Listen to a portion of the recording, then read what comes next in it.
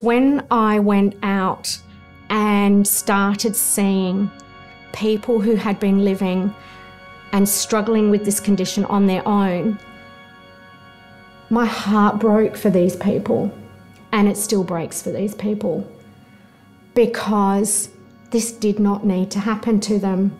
I was 37 when I was diagnosed with quite a severe breast cancer.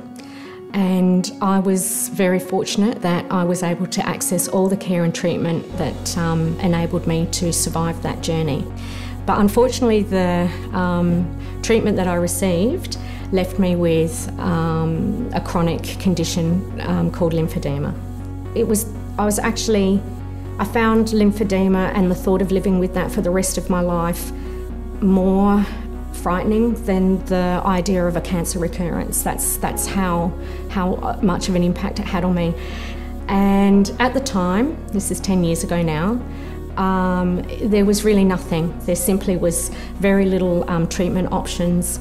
There was no support, there was no guidance, and above all, there was absolutely no financial subsidy for the very expensive treatment options and garments that you need to manage the condition.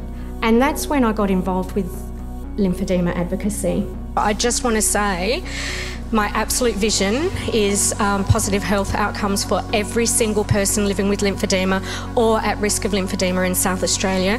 Nobody needs to suffer in silence. They can all have well-managed lymphedema like I do. I would see people and they would come to me and they would just be crying because finally someone who also had lymphedema would just sit there and listen to them and say, I understand. It just continues to make me so happy to know that I've been part of this and I'm helping people and making it better.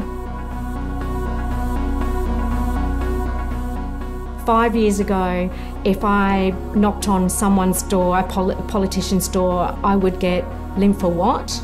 But in passing, just recently, a health clinician rang me, and just in passing she said to me, well, now that lymphedema is trendy, and I just couldn't stop smiling, because that to me was finally saying lymphedema is at the table.